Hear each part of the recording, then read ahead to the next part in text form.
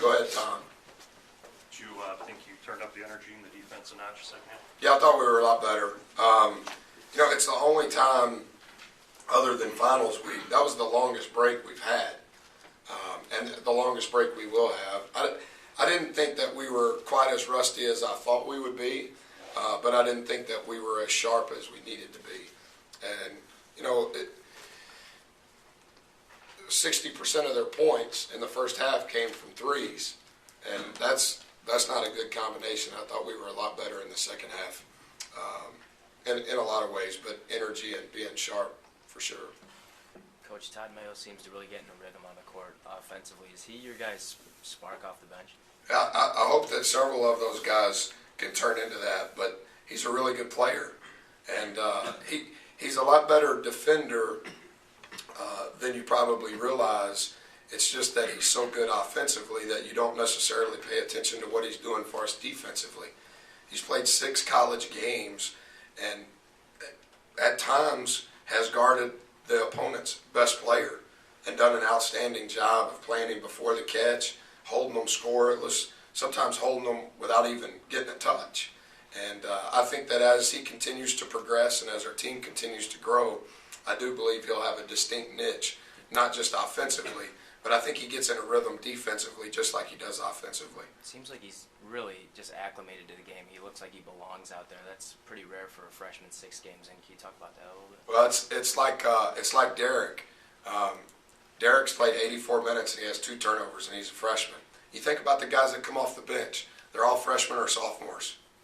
That in and of itself is extremely rare. You know what I mean? That all of them are getting to play. Some of that's time and score, I understand. But that all of them, in some way or another, have been superlative in what they do for us and in what they bring to our team. I think our staff has done a really good job of understanding me.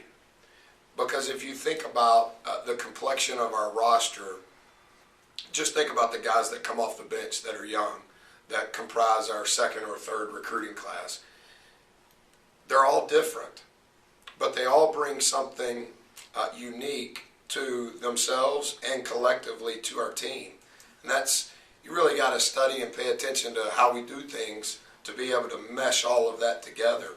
I'm extremely pleased with Todd, but I'm also extremely pleased with all of those guys.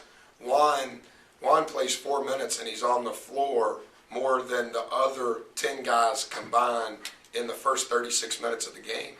He has no idea what he's doing. But everybody thinks he knows what he's doing, but it's because he's playing so hard. And I think that that's the hardest lesson in life to understand.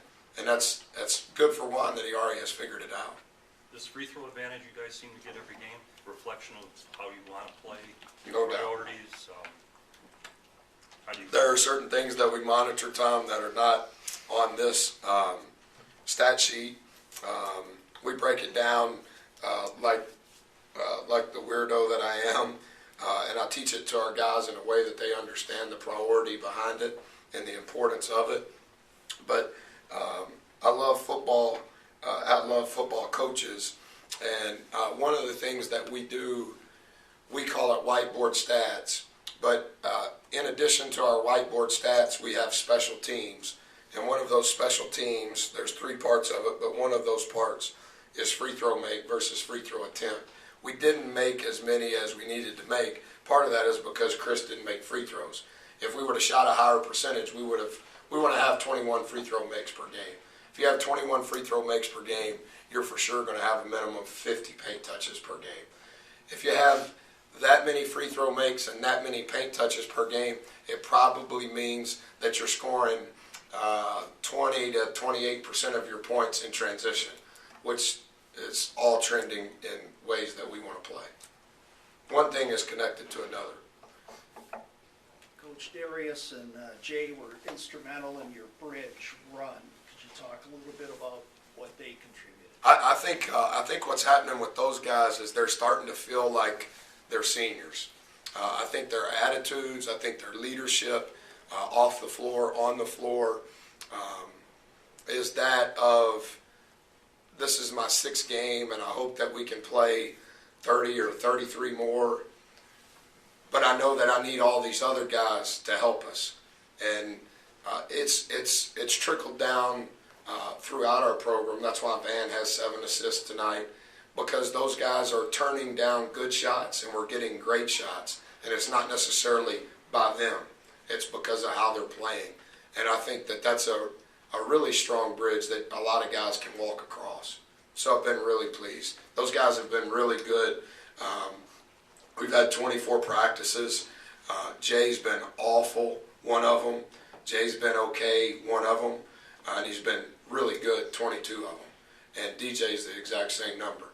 But what ends up happening is when DJ's bad, Jay won't be bad. When Jay's bad, DJ won't be bad. And we're beginning to have consecutive days where we're stringing them together where those guys are really good. And that's why we played the way we did in the Virgin Islands. And I think in the second half, that's why we played the way that we did tonight. How pleased are you with only 9 fouls? Yeah, I think that because of how we play, I think our defense is so much a derivative of our offense. And when the game stops on that end, it's not going to be good for us. Not only are they fouls, not only are we stopping the clock, but it slows us down heading the other direction. And so when you play guys before the catch, it typically means that you're not going to get in foul trouble. When you're playing guys after the catch, that means that you're flat. That means you're below the boards they're standing on, and it's going to lead to fouls. And I thought we did a good job with that tonight.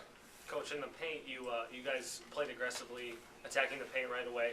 And on the defensive end, I mean, they didn't shoot a free throw until the second half. Was that a part of the game plan to attack the paint on both sides of the floor? Well, as much as we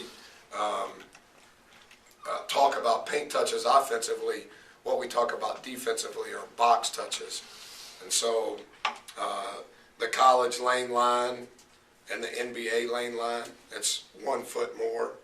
And so in Caston, we have tape for the NBA lane line. We call that the box. And so defensively, we want to keep it out of the box. And offensively, we want to get it into the paint. Keeping it out of the box is harder than getting it into the paint, obviously, because there's more wood that you have to cover. And those are things that we monitor. Those are whiteboard stats. Those are things that we talk about in every ATO, at every halftime, every postgame. How many paint touches? How many non-paint touches? Of the paint touches, what did we shoot from the field? Of the non-paint touches, what did we not? So against Ole Miss, it was the highest number of paint touches since we've been here. We had 70 paint touches. We had 9 non-paint touches. So we had 79 possessions that we didn't get fouled. 70 of them touched the paint, and we shot 58%. 9 of them didn't. So it was our highest paint touch and our lowest no paint touch. And then we do the exact same thing, box touch, no box touch. And so we don't always talk about, rarely do we talk about what you see here. We talk about field goal percentage defense. I think that was the second best, may have been the best tonight. Is that do you know? So, yeah. May have been the best. It was either first or second. So if you keep it out of the box, you're not going to foul. The only way to keep it out of the box is to play them before the catch. It's your knee bone's connected to your tailbone or whatever that song was you learned. You feel like this team's ready to go on the road and play a top 10 team? I think it'll be good for us. We don't play until Saturday. I know some of you guys think we play before then, but we play Saturday afternoon, and we got a lot of academic stuff we got to take care of between now and then. Missing school last week and then coming back, and all you guys are going home.